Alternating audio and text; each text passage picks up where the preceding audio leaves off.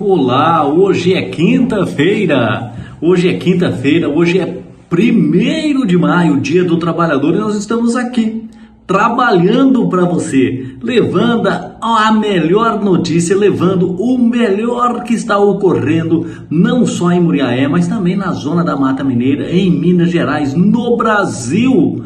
Olha, tem muita coisa acontecendo e você que nos acompanha aqui na TV Achete precisa ficar ligadinho. Afinal de contas, o Além da Notícia é para você, meu amigo e minha amiga, que assistem todas as segundas e quintas-feiras o Além da Notícia. Um abraço aí para Camila Bueno, ligadinha no Além da Notícia. A Renata Nogueira também, tem a Letícia Carvalho. Ô Letícia, um abraço, Letícia. A Rosilane, ô Rose, você está ligadinha no Além da Notícia, né? O Teodorico Torres Neto, ó Theo, um abraço para você. Todos vocês aí mandaram um recadinho para nós aqui do Além da Notícia. O nosso programa é dirigido pela diretora de jornalismo Luciana Arquette, que também é a nossa advogada. Claro que é a nossa advogada, porque às vezes a gente solta a língua um pouquinho mais e as pessoas ficam nervosas e nós temos que nos resguardar, não é mesmo? Vamos girar a nossa vinheta, um patrocinador, e voltaremos daqui a pouco, mas isso é curtinho.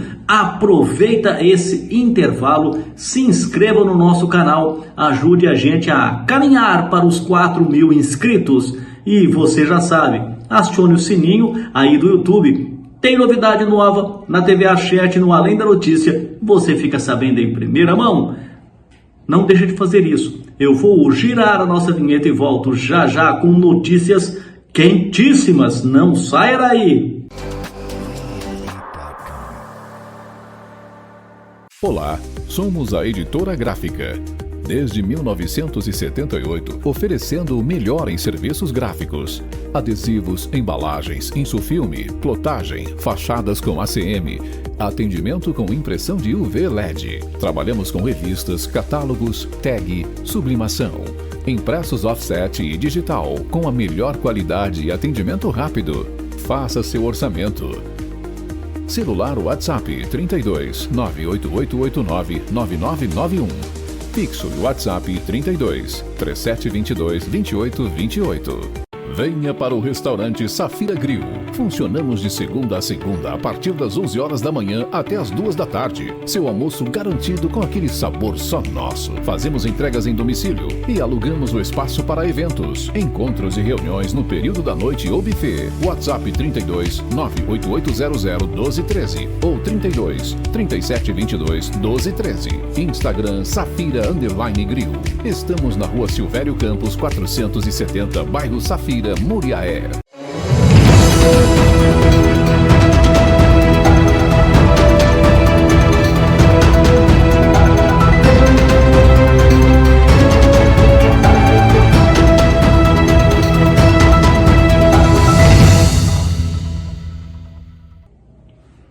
Olha, e amanhã de terça-feira foi de susto e correria na minha cidade natal, Uberlândia, lá no Triângulo Mineiro. Um incêndio de grandes proporções atingiu o setor de empanados da unidade da BRF Foods. Antigamente ela foi a Resende Alimentos, depois ela foi a Sadia Alimentos e agora é a BR Foods, com a fusão das empresas aí, né? Ela é a maior indústria de frangos e também perus e também derivados ali da região. Olha, a nuvem de fumaça tóxica provocou a evacuação de centenas de funcionários, mobilizou corpo de bombeiro, defesa civil, agentes de trânsito. Veja a reportagem e os detalhes sobre essa ocorrência e as ações de contenção e também o que falou a empresa sobre o incidente. A notícia é da Luciana Arquette. Um incêndio de grandes proporções atingiu na manhã desta terça-feira o setor de empanados da unidade da BRF Brasil Foods, em Uberlândia, no Triângulo Mineiro. A planta é considerada a maior da região na produção de frangos e derivados, com uma cadeia de produção que envolve centenas de funcionários em diferentes turnos. De acordo com o Corpo de Bombeiros, o fogo começou em uma das áreas de processamento de empanados, concentrados e rapidamente se alastrou, provocando uma intensa nuvem de fumaça preta e tóxica, visível a quilômetros de distância. Imediatamente foi iniciada a evacuação de todos os trabalhadores da unidade, uma medida preventiva para preservar a integridade dos funcionários diante da inalação de substâncias químicas liberadas pela queima de materiais industriais e restos de alimentos processados. Os trabalhos se concentraram inicialmente no isolamento do foco principal e na contenção para que as chamas não atingissem setores adjacentes da planta, onde há grande concentração de materiais inflamáveis. Moradores e comerciantes da vizinhança também relataram o forte odor químico no ar, o que levou a recomendações para que todos mantivessem janelas fechadas e evitassem exposição desnecessária. Alguns trabalhadores receberam atendimento médico por precaução devido a náuseas e irritações provocadas pela fumaça. A direção da BRF informou por meio de nota que está colaborando com as autoridades locais e que uma apuração interna será feita para identificar as causas do incêndio. A produção da unidade foi totalmente interrompida e ainda não há previsão de retomada. A Defesa Civil acompanha a situação e fará uma vistoria técnica no local. A prioridade, segundo os agentes, é garantir que não haja contaminação ambiental. Sabe o que é mais engraçado nessa história toda? O incêndio que atingiu a unidade da BRF lá em Uberlândia ocorreu justamente durante a Semana Nacional de Prevenção de Acidentes do Trabalho.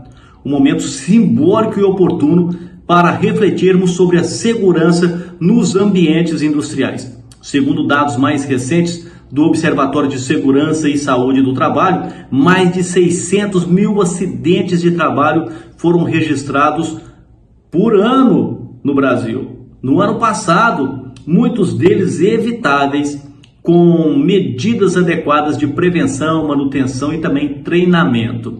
Acidentes como esses evidenciam o quão nós estamos vulneráveis e que pode até mesmo ser nas grandes estruturas industriais, com sistemas automatizados, protocolos rígidos de produção, a presença de produtos químicos, máquinas de alto desempenho, materiais inflamáveis exige um monitoramento constante e também simulações periódicas de emergência. Não basta as normas, é preciso prática, atualização, compromisso com a vida. Além dos riscos imediatos como queimaduras e intoxicações, há o impacto psicológico nos trabalhadores e os prejuízos econômicos e ambientais são enormes. Por isso, empresas, sindicatos e o poder público municipal devem agir juntos para construir uma cultura de segurança sólida e também permanente, em que cada colaborador se sinta protegido e também parte ativa da prevenção. E o 47º Batalhão de Polícia Militar de Muriaé celebrou nesta semana sua maioridade operacional. Isso mesmo, completou 18 anos de atuação. A unidade é símbolo de serviço e proteção para dezenas de municípios aqui da nossa região. Acompanhe na reportagem da Luciana. O 47º Batalhão de Polícia Militar de Muriaé completou 18 anos de fundação. A cerimônia em comemoração à chamada maioridade operacional reuniu autoridades civis e militares da região, prefeitos, ex-comandantes militares da ativa e da reserva, além de representantes da sociedade muriaense. Durante o evento, foram prestadas homenagens a quem ajudou a construir a história da unidade e que é referência no combate ao crime e na promoção da segurança pública em toda a região. O comandante da 4ª Região da Polícia Militar de Minas Gerais, Coronel Saldanha, também participou da solenidade, ao lado do Tenente Coronel Wesley, que destacou os desafios, conquistas e o compromisso da tropa com a paz social.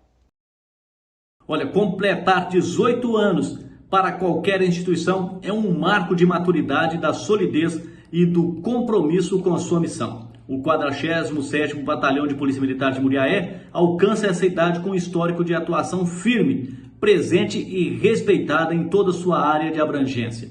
Mais que números operacionais, O batalhão carrega histórias de dedicação, enfrentamento ao crime, apoio à comunidade e, sobretudo, aí, um trabalho coletivo em nome da segurança pública.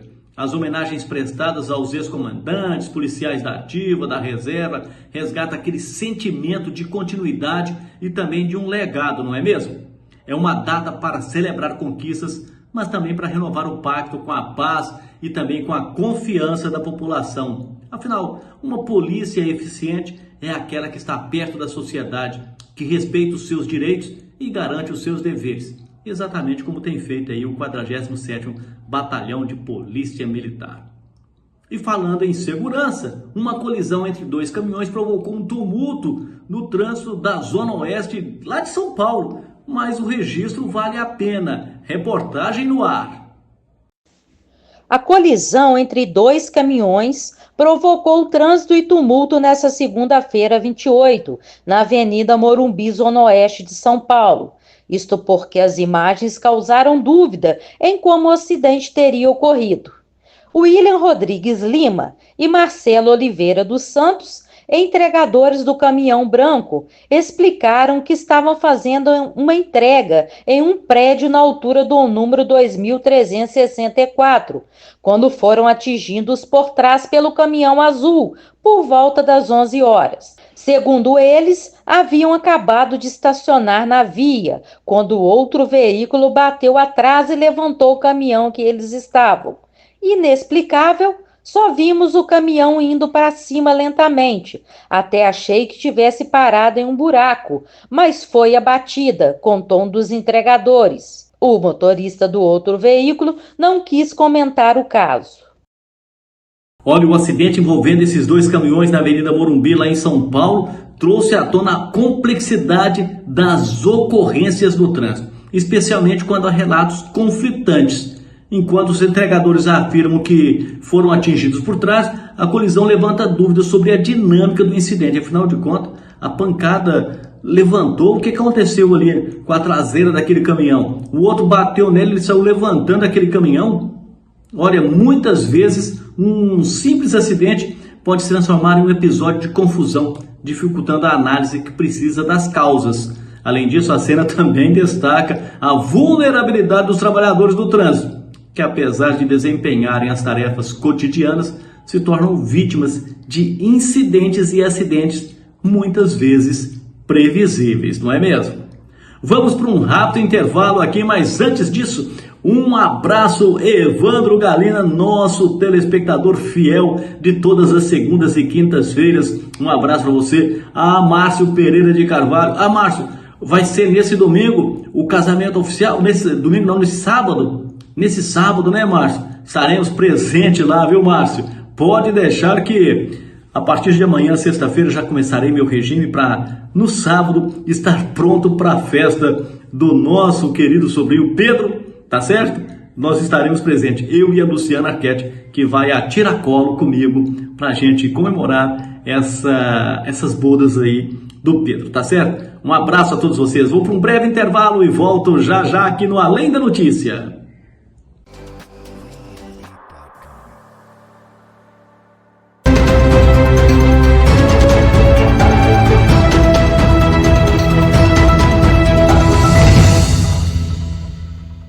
Nós somos a NBio Consultoria Ambiental e trazemos para você assessoria, consultoria ambiental e agronômica para melhorar e otimizar o crescimento sustentável do seu negócio. Com práticas que equilibrem o desenvolvimento econômico e a preservação ambiental, realizamos diversos serviços como licenciamento, regularização e gestão ambiental, processos ligados à fauna e flora, monitoramentos, processo de intervenção ambiental e recuperação de áreas, regularização, recursos hídricos, outorgas, laudos técnicos periciais e extensão rural sustentável e projetos para crédito rural. WhatsApp 34 99864 0074. Tec Silk, brindes e presentes personalizados, adesivos, resinados, embalagens plásticas e papel, serviços em vidro, botões e chaveiros, canetas e bonés, imãs de geladeira, calendários e canecas, squeezes e copos, cartões de visita. Tec Silk, Rua Mários Dornelas 124, Barra Muriaé, atrás da Igreja Católica, no prédio da Maçonaria. WhatsApp 32 988 99 2007, 32 98868 5841. Venha para o restaurante Safira Grill. Funcionamos de segunda a segunda a partir das 11 horas da manhã até as 2 da tarde. Seu almoço garantido com aquele sabor só nosso. Fazemos entregas em domicílio e alugamos o espaço para eventos, encontros e reuniões no período da noite ou buffet. WhatsApp 32 98800 1213 ou 32 3722 1213. Instagram Safira_Grill. Estamos na Rua Silvério Campos 470, bairro Safira, Muriaé.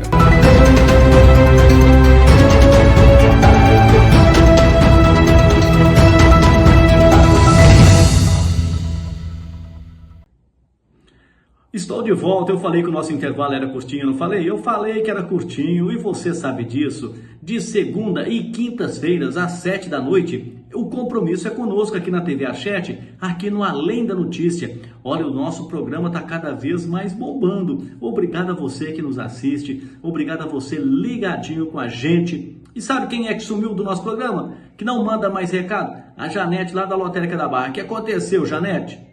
Você não tá dando sorte assim mais não? Afinal de contas, a sua loteria era uma das que mais premiava na cidade. O que aconteceu? Passa o nome das meninas aí da lotérica pra gente voltar a anunciá-las aqui no nosso programa Além da Notícia. Afinal de contas, elas nos assistem às segundas e também quinta-feiras. Alô, Carolina Nobre, Carol Nobre. Ô, Carol, por que você não está ligadinha no Além da Notícia, hein? Puxão de orelha, hein, menina? Puxão de orelha em você. Antes do intervalo, eu falei sobre acidentes no trabalho, acidentes de trânsito, que também envolve trabalhadores, não é mesmo? E em Muriaé, a Semana de Prevenção de Acidentes do Trabalho mobilizou os servidores da Prefeitura com uma série de ações educativas e de saúde. A programação destacou a importância da segurança no ambiente de trabalho, marcou o Dia Nacional da Conscientização sobre Acidentes Laborais. Além das palestras, também tiveram aferição de glicose e da pressão arterial. Acompanhe na reportagem da Luciana. Na Prefeitura de Muriaé, a rotina dos servidores públicos deu lugar à prevenção e ao cuidado com a saúde durante a realização da SEMPAT, a Semana de Prevenção de Acidentes do Trabalho. O evento, promovido para marcar o Dia Nacional de Conscientização sobre Acidentes no Trabalho, reuniu servidores de diferentes setores e contou com a programação focada na saúde e na segurança no ambiente laboral. Além de palestras educativas sobre o uso correto dos equipamentos de proteção individual, os EPIs, e boas práticas de segurança no trabalho, os participantes também puderam aferir a pressão arterial e realizar testes de glicemia, ações simples, mas fundamentais para o bem-estar no dia a dia, chamando a atenção para os riscos que muitas vezes passam despercebidos na correria da rotina. A SEMPAT é, acima de tudo, um alerta. A segurança no trabalho começa com a informação e com a valorização da vida. Olha, a Prefeitura de Muriaé abriu espaço na agenda para cuidar de quem mantém a cidade funcionando, os servidores públicos. A Semana de Prevenção de Acidentes do Trabalho, a SEMPAT, que foi criada pelo o Wilson do Botafogo, o Wilson Piazzolla, não é mesmo? Ele levou informações e atenção à saúde diretamente para os setores de administração, além de palestras sobre a importância dos equipamentos de proteção individual e boas práticas no ambiente profissional. Os servidores também participaram da aferição de pressão arterial, teste de glicose, medidas simples, mas essenciais para evitar surpresas da saúde no dia a dia. E viu quem é que estava lá, Luciana? O James. O James, na hora de furar o dedo, quase que chorou, né, James? Um abraço para você, James, também sempre ligadinho aqui no Além da Notícia, aqui na TV A7. Um abraço para você, garoto. Nós nos conhecemos desde a época lá da Fundação Helder Abreu, não é mesmo? Lá da nossa Consulplan. Um abraço, James, agora trabalhando no Poder Público Municipal. E a Comissão de Fiscalização Financeira e Orçamentária da Assembleia de Minas Gerais aprovou projetos que tratam da revisão salarial do Tribunal de Justiça, do Ministério Público, do Tribunal de Contas e da Defensoria Pública do Estado. Mas o projeto de recomposição para os servidores de educação básica, encaminhado pelo governador, teve emendas rejeitadas. Acompanhe na reportagem da TV Assembleia, nossa parceira aqui do Além da Notícia. A Comissão de Fiscalização Financeira e Orçamentária emitiu parecer favorável de segundo turno a 4 projetos de lei que tratam da recomposição salarial de servidores do Estado. A proposta do Tribunal de Justiça apresenta índice de 3,69%, retroativo a maio de 2024. A mesma previsão está no projeto voltado aos servidores do Ministério Público. Para o Tribunal de Contas, o reajuste proposto é de 16,02%, referente às perdas salariais de 2015 e 2024. Já a Defensoria Pública sugere revisão de 4,55%, sem retroatividade. As matérias já podem ser votadas de forma definitiva pelo plenário da Assembleia. Em outra reunião, a Comissão de Fiscalização Financeira e Orçamentária analisou emendas ao projeto de lei do governador que traz a recomposição salarial dos servidores da educação básica. O índice indicado por Romeu Zema é de 5,26% a partir de 1º de janeiro de 2025. Foram 4 as sugestões de alterações. 3 delas estendem a recomposição a todas as carreiras do funcionalismo, às forças de segurança e a ocupantes de funções administrativas e de magistério do Colégio Tiradentes. A outra garante que nenhum servidor do Estado receba vencimento básico menor que um salário mínimo. Por 4 votos a 3, todas as propostas de mudanças receberam parecer pela rejeição. O projeto segue agora para votação em primeiro turno pelo plenário. A comissão foi obrigada a se basear em termos eminentemente técnicos, que nos impossibilita de aprovar as emendas aqui na comissão. Nós vamos disputá-las em plenário, não é? Nós trouxemos coisas básicas. Olha, a gente está lutando pelo mínimo, que é para que o servidor público não receba menos de salário mínimo, como vencimento básico, hoje situação que atinge aí milhares de trabalhadores. A aprovação da revisão salarial para os órgãos do judiciário escancara uma velha realidade: a diferença do tratamento dos poderes. Enquanto o judiciário, o Ministério Público e os afins ali garantem reajuste quase que automático, os servidores da educação do Estado, a base toda da transformação social, continuam enfrentando aí resistências até para discutir emendas. O episódio na comissão reforça a necessidade de repensarmos o papel da educação nas prioridades do Estado. Afinal, não há justiça que se sustente sem professores bem pagos e motivados. E foi sancionada em Minas Gerais uma nova lei que proíbe o repasse de recursos públicos a empresas e também pessoas físicas, incluídas a chamada Lista Suja do Trabalho Escravo, que é publicada semestralmente pelo Ministério do Trabalho. Acompanhe na reportagem da TV Assembleia. A Comissão do Trabalho aprovou requerimento para ouvir o secretário de Governo, Marcelo Aro, quanto à omissão do Estado na execução de políticas públicas de combate ao trabalho análogo à escravidão em Minas Gerais. A comissão também pediu informações à Secretaria de Estado de Defesa Social sobre a assistência prestada a 22 trabalhadores resgatados em Araxá, em condições análogas à escravidão. O resgate foi feito durante uma ação fiscalizatória do Ministério do Trabalho no Centro de Distribuição e Apoio do Grupo Zema, empreendimento no qual o governador figura como conselheiro.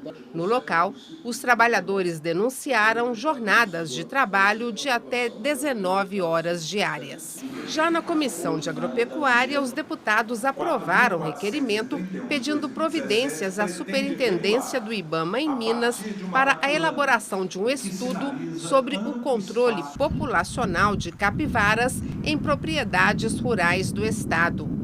Também querem informações sobre as dificuldades enfrentadas no controle desses animais, bem como uma avaliação dos requisitos para a emissão de licenças para o manejo da espécie.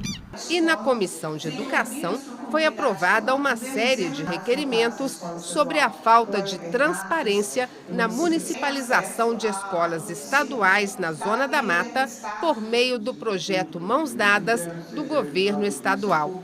São pedidos de informações, de providências e de anulação de projetos aprovados nas câmaras municipais, além da realização de uma audiência pública sobre o processo de municipalização da única escola estadual da cidade de Sericita. Durante a reunião, deputados ouviram os relatos da comunidade escolar do município, que não teria participado do processo e denuncia dificuldade para obter informações. Para você poder municipalizar, você tem que ouvir a comunidade, tem que ouvir a escola, tem que ouvir a comunidade, tem que ouvir a Câmara Municipal, passar pela Câmara Municipal, e nada disso foi feito. Então a Prefeitura de Sericita, pelo que nos foi informado, apresentou um projeto de lei cheio de problemas, cheio de vícios. Essa é uma vitória moral, legal e civilizatória, não é mesmo? A nova lei proposta pelo deputado Cristiano Silveira impede que o dinheiro do contribuinte financie a exploração humana. Em um país onde ainda há registros frequentes de trabalhadores submetidos a condições degradantes, análogas à escravidão, tem pessoas aí que moram 20 num barraco de lona, sem banheiro, pelo menos químico. Olha, não podemos aceitar isso. É fundamental agir de forma firme e exemplar. A medida representa um passo contra a impunidade e coloca Minas Gerais em linha com o que se espera de uma gestão pública ética. Mas atenção, fiscalizar a aplicação dessa norma é tão importante quanto a sua aprovação. Não é só aprovar, não. Tem que agir, tá certo?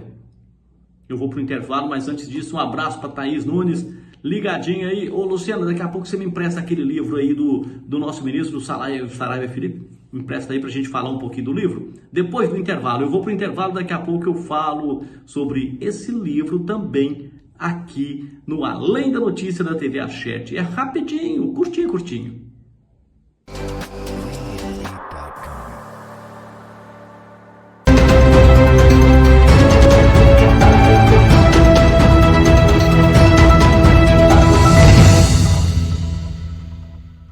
Tec Silk, brindes e presentes personalizados, adesivos, resinados, embalagens plásticas e papel, serviços em vidro, botões e chaveiros, canetas e bonés, imãs de geladeira, calendários e canecas, squeezes e copos, cartões de visita. Tec Silk, Rua Mários Dornelas 124, Barra Muriaé, atrás da Igreja Católica, no prédio da Maçonaria. WhatsApp 32 988 99 2007 32 98868 5841. Minas Jornal. Desde 1978, conectando você às notícias. Quer divulgar sua marca ou evento? No Minas Jornal, sua mensagem chega mais longe, com edições impressas e online. Entre em contato pelo WhatsApp no número 32 98892 5217. Minas Jornal. A notícia que você lê. Está precisando de um tratamento de excelência em seus dentes? Aqui você encontra endodontia, implantodontia, cirurgia, estética dental, HOF, clareamento dental, estética dental. Tratamento infantil com os profissionais Doutora Vera Tureta e Doutor Eduardo Bersan. Doutora Maria Luísa Sildim. Está localizado na Rua Barão do Monte Alto, número 70, sala 312, edifício Alice Goulart, Centro Muriaé.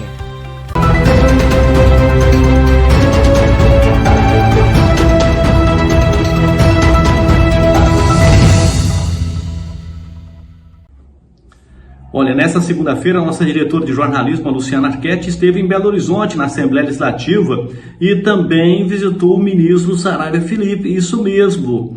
Olha, ela foi a convite do Bill Soares, foi juntamente com o Vanderlei Torres, que é um legendário aqui do MDB de Muriaé, e com o Bruno Scala, filho do Carlos Scala, os dois são cineastas. O Carlos Scala já partiu para o Oriente Eterno, mas o filho Bruno agora está preparando aí para inaugurar aí um instituto, o Instituto Carlos Scala, e ele esteve lá em Belo Horizonte. A Luciana acompanhou nessa visita lá os deputados e também com o ministro Saraiva Felipe, que inclusive está lançando o livro SUS Conquista do Povo Brasileiro, uma narrativa de um sujeito em ação que mostra o trabalho dele enquanto ministro da Saúde e o trabalho que foi realizado no SUS. E o ministro Saraiva Felipe vai estar breve aqui em Muriaé para fazer o lançamento oficial desse livro, um livro aqui que mostra toda a sua trajetória, todo o seu trabalho, um livro com quase 320 páginas, 327 páginas, muito bem elaboradas sobre o SUS, que é o Serviço Único de Saúde, uma conquista de um povo brasileiro. E na realidade, o Brasil é um dos poucos países, se não o único país, cujo serviço de saúde é unificado e abrange a todos os municípios, até os pequenos municípios, como Serra da Saudade, que tem menos de 900 habitantes,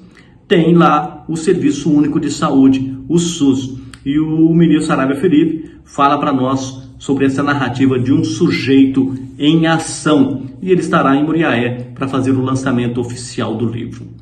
E a Comissão de Trabalho e Previdência e de Assistência Social da Assembleia aprovou a convocação do secretário de Governo Marcelo Aro para prestar esclarecimentos sobre uma possível missão do Estado nas políticas de combate ao trabalho análogo à escravidão.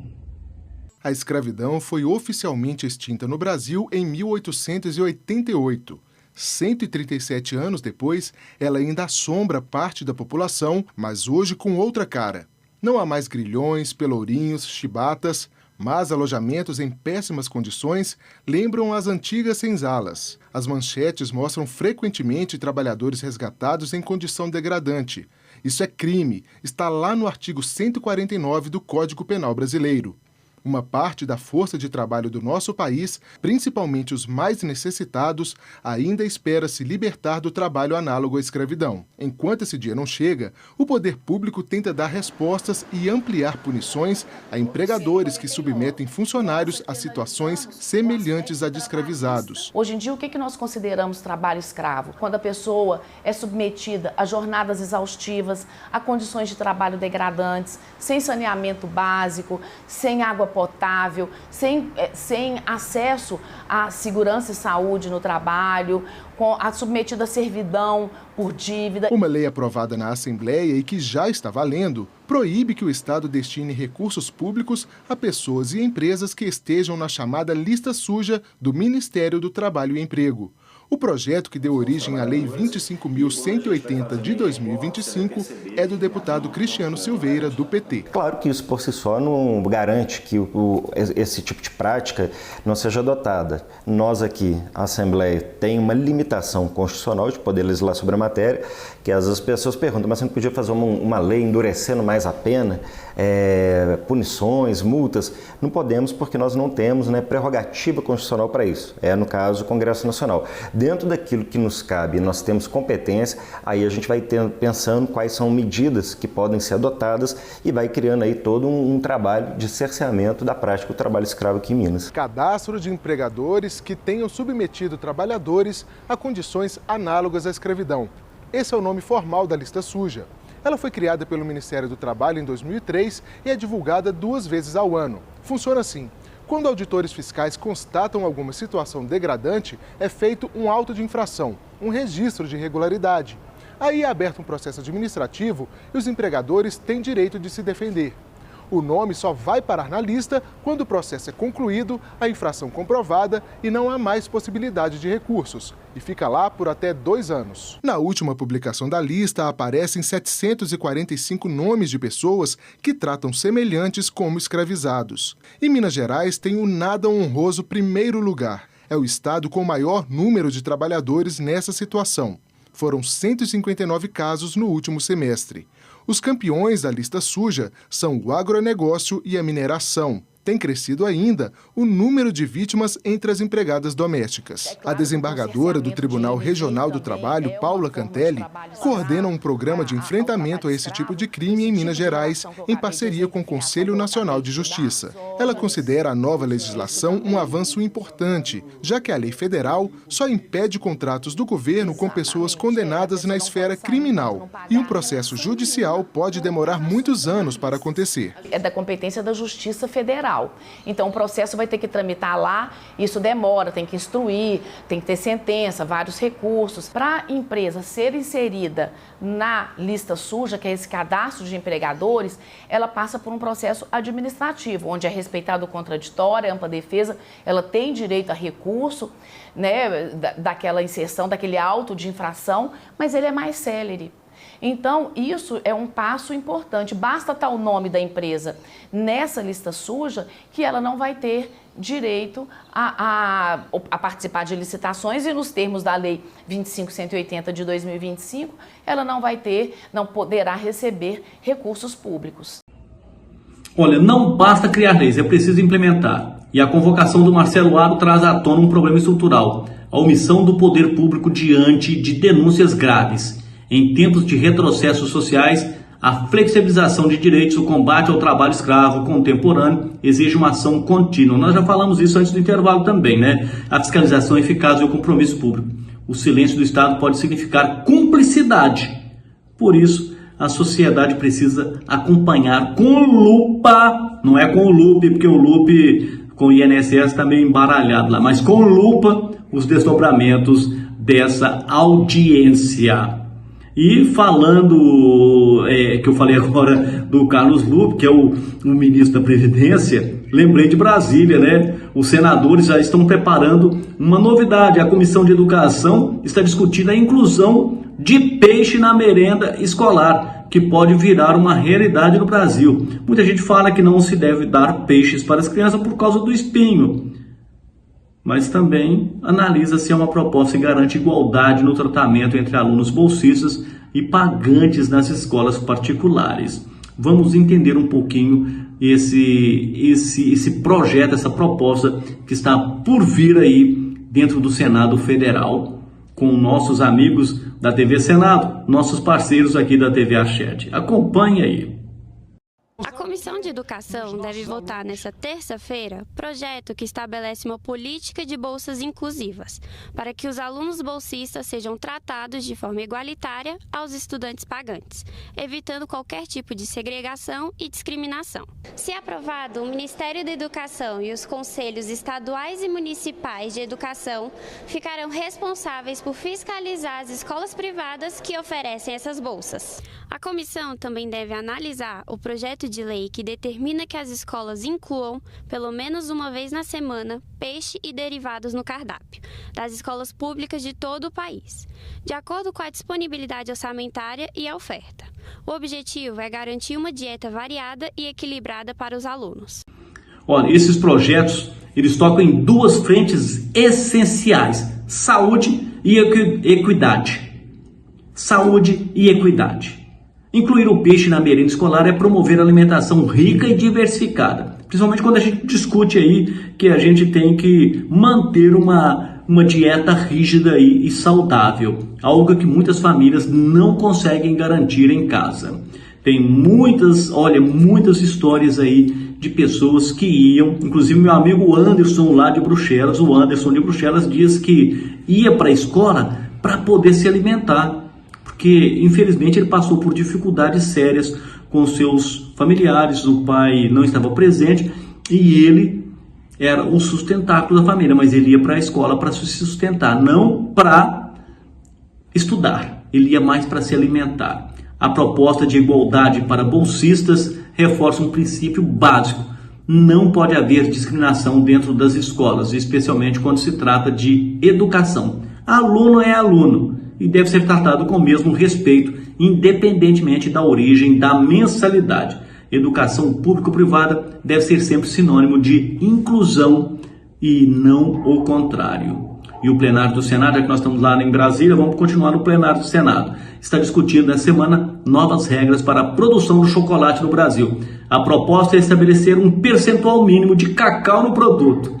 Afinal de contas, nós temos visto aí que produto sabor chocolate, sabor cacau. Ora, não existe isso, né? Quando você pegar lá a embalagem e olhar no ingrediente, sabor cacau, não tem cacau. Sabor chocolate, não tem chocolate. Mas a gente quer comer, a gente não quer nada de ler, né?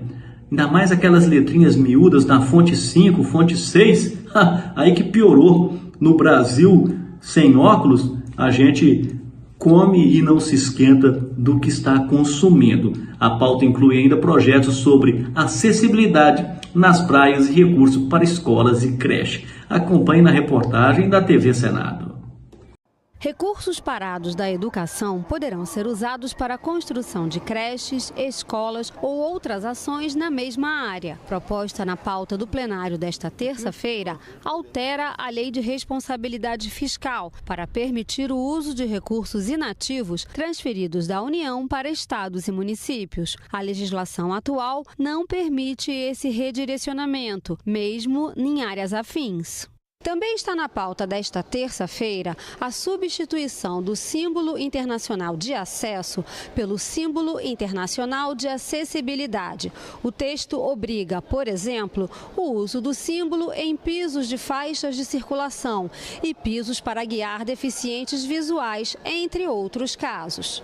Outro projeto ligado à acessibilidade está na pauta de quarta-feira. O texto garante o acesso de pessoas com deficiência a praias, parques e outros espaços de uso público. A proposta também cria o selo Praia Acessível e inclui no plano de rotas acessíveis das cidades os passeios públicos implantados ou reformados por particulares. Os senadores ainda podem votar na quarta-feira a determinação de percentuais mínimos de cacau em chocolates e derivados. Exige, por exemplo, que o chocolate amargo ou meio amargo contenha no mínimo 35% de cacau. Atualmente, a Anvisa exige o mínimo de 25%.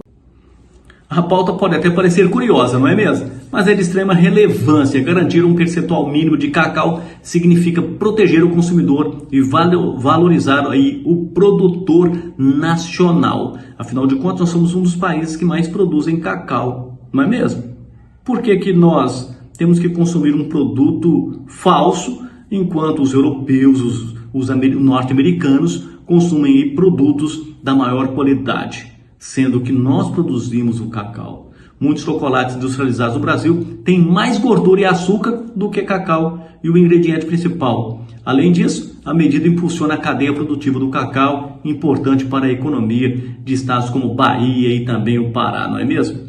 Outras propostas do plenário, como acessibilidade a praias e investimento em creches, mostram que, com boas escolhas, o legislativo pode tornar o país mais justo, nutritivo e também acessível, por que não?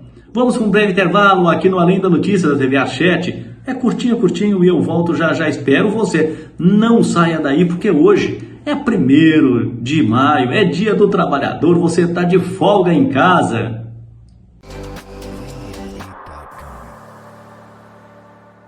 Venha para o restaurante Safira Grill. Funcionamos de segunda a segunda, a partir das 11 horas da manhã até as 2 da tarde. Seu almoço garantido com aquele sabor só nosso. Fazemos entregas em domicílio e alugamos o espaço para eventos, encontros e reuniões no período da noite ou buffet. WhatsApp 32 98800 1213 ou 32 3722 1213. Instagram Safira_Grill. Estamos na Rua Silvério Campos 470, bairro Safira, Muriaé. Tec Silk, brindes e presentes personalizados, adesivos, resinados, embalagens plásticas e papel, serviços em vidro, botões e chaveiros, canetas e bonés, imãs de geladeira, calendários e canecas, squeezes e copos, cartões de visita. Tec Silk, Rua Mários Dornelas 124, Barra, Muriaé. Atrás da Igreja Católica, no prédio da Maçonaria. WhatsApp 32 988 99 2007 32 98868 5841. Olá, somos a Editora Gráfica. Desde 1978, oferecendo o melhor em serviços gráficos. Adesivos, embalagens, insufilme, plotagem, fachadas com ACM, atendimento com impressão de UV LED. Trabalhamos com revistas, catálogos, tag, sublimação. Impressos offset e digital, com a melhor qualidade e atendimento rápido. Faça seu orçamento. Celular WhatsApp 32 98889 9991. Fixo WhatsApp 32 3722 2828.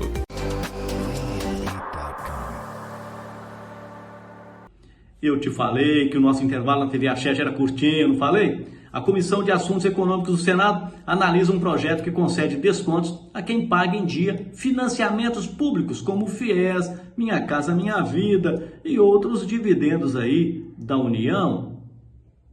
O autor do projeto, senador Eduardo Braga, quer premiar os bons pagadores, que para ele não têm incentivos claros previstos na lei do cadastro positivo. O projeto, se aprovado, pode beneficiar pessoas inscritas em programas como o Fundo de Financiamento ao Estudante do Ensino Superior, o FIES, e o Minha Casa Minha Vida. O projeto determina que a nota ou pontuação dos bancos de dados sobre crédito dos que contratam recursos públicos possa ser utilizada na concessão de benefícios pecuniários ou descontos.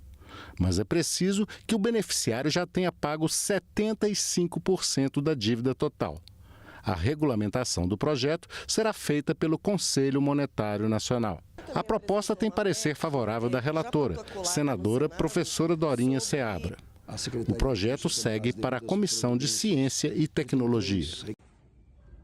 Olha, pagar em dia no Brasil quase nunca é premiado. E o projeto em análise na Comissão de Assuntos Econômicos quer mudar isso. E faz todo sentido, né? Valoriza o bom pagador, especialmente em políticas públicas. Claro, ajudar a reduzir a inadimplência, incentiva a responsabilidade financeira e até gera economia para o Estado. O mais interessante é o caráter educativo da proposta. Ela ensina que cumprir com o compromisso também pode trazer vantagens para os milhares de estudantes e famílias que fazem malabarismo para manter as contas em dia.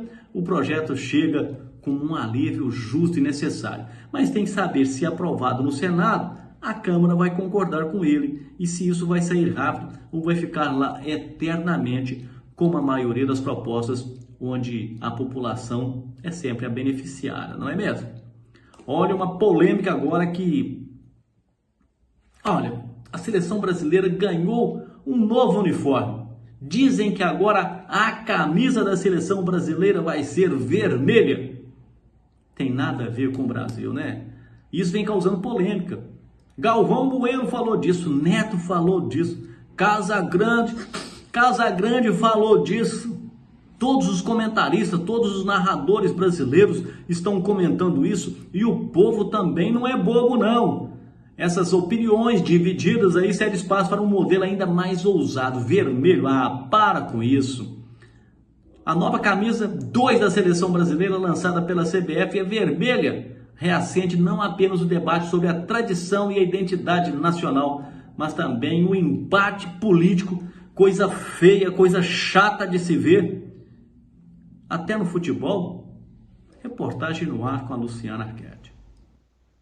A Confederação Brasileira de Futebol, CBF, surpreendeu ao lançar uma nova camisa vermelha como segundo uniforme da seleção brasileira para a Copa do Mundo de 2026. A mudança rompe com a tradição do uniforme azul, utilizado desde 1958, e gerou debates entre torcedores e especialistas. O novo modelo, assinado pela Jordan Brand, apresenta um tom vibrante de vermelho e visa atrair um público mais jovem e global. No entanto, a escolha da cor levantou questionamentos sobre a identidade visual da equipe nacional, uma vez que o vermelho não está presente na bandeira do Brasil. Além das discussões sobre a tradição, há preocupações quanto à conformidade do novo uniforme com o Estatuto da CBF. O capítulo 3 do Estatuto exige que a palavra Brasil esteja presente abaixo do escudo da identidade, o que não ocorre no novo design. A CBF informou que uma Assembleia Geral será realizada para votar possíveis alterações no Estatuto, visando regularizar o novo uniforme. A introdução da camisa vermelha também reacendeu debates sobre a politização das cores da seleção. Nos últimos anos, a camisa amarela foi associada a movimentos políticos de direita, enquanto o vermelho tradicionalmente ligado à esquerda e ao PT. Especialistas alertam que a escolha pode intensificar a polarização política no país, especialmente em um ano eleitoral.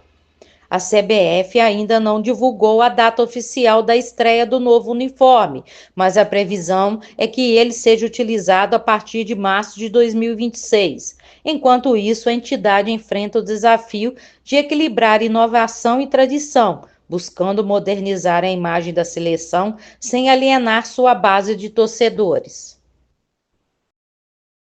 Olha, só para os senhores entenderem, em 1958, quando o Brasil chegou à final com a Suíça, a Copa do Mundo era lá. A Suíça é camisa amarela e azul. Azul nas fitinhas azul do lado. E a seleção brasileira também era amarela, só que com verde. E o Brasil tinha que jogar com a Suíça, que chegou na final. Mas o país mandatário da Copa tem a prerrogativa de jogar com seu uniforme 1, que era amarela com as listinhas azul nas mangas. E o que aconteceu? O Brasil saiu de última hora para comprar camiseta na Suíça para os seus jogadores fazer um novo uniforme. E o único que encontrou foi a azul. Muitos jogadores não queriam. Não vamos usar a camisa azul. Aí a CBD na época, Confederação Brasileira de Desportos, que depois veio ser substituída pela CBF, falou assim, não, o azul é o manto sagrado de Nossa Senhora Aparecida. Aí conquistou o coração do brasileiro, que é apaixonado pelo futebol e pelo catolicismo. E aí o que aconteceu? Passamos a ter o uniforme 2 na cor azul. E trouxemos o título em 58.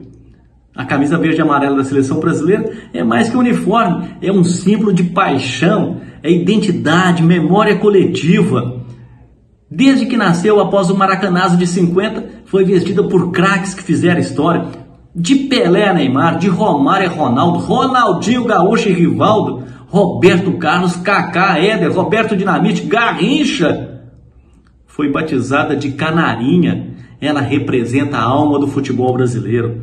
O uniforme número 2, tradicionalmente azul, nunca teve o mesmo peso e o apelo emocional.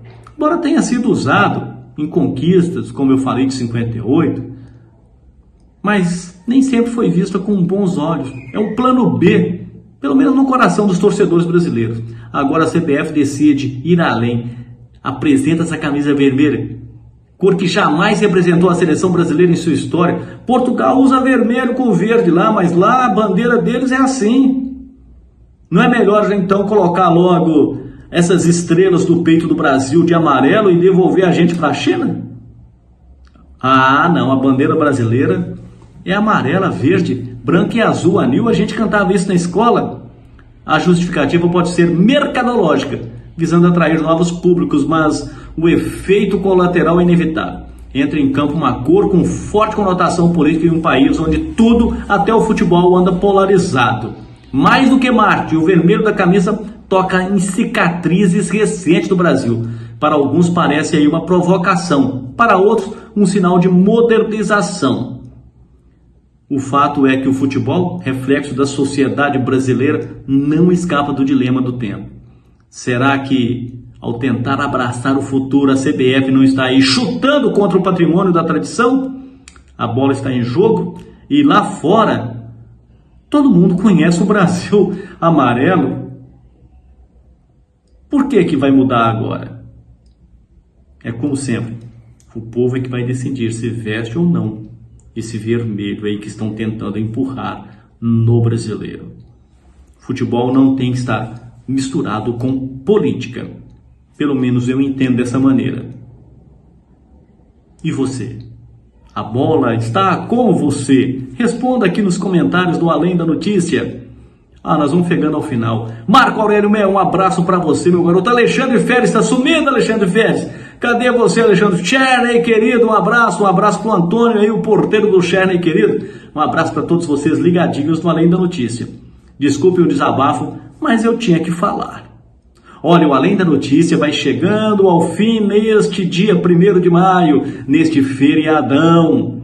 Para muitas pessoas vão emendar a sexta-feira. Para quem for emendar, vá curtir com segurança, cuidado na estrada, cuidado na pista. Se for dirigir, não beba, se for beber, me convide. Olha, um abraço aí, Luciana Quete, nossa diretora de jornalismo, que nos acompanhou neste feriadão para levar a melhor notícia e informação para você, meu caro telespectador. Um abraço e eu volto na segunda-feira às 19h. Você já sabe, aqui na TV A7, o nosso canal do YouTube, dos nossos estúdios, transmitido diretamente do bairro Safira, em Muriaé, na zona da Mata Mineira. Um abraço e até segunda-feira.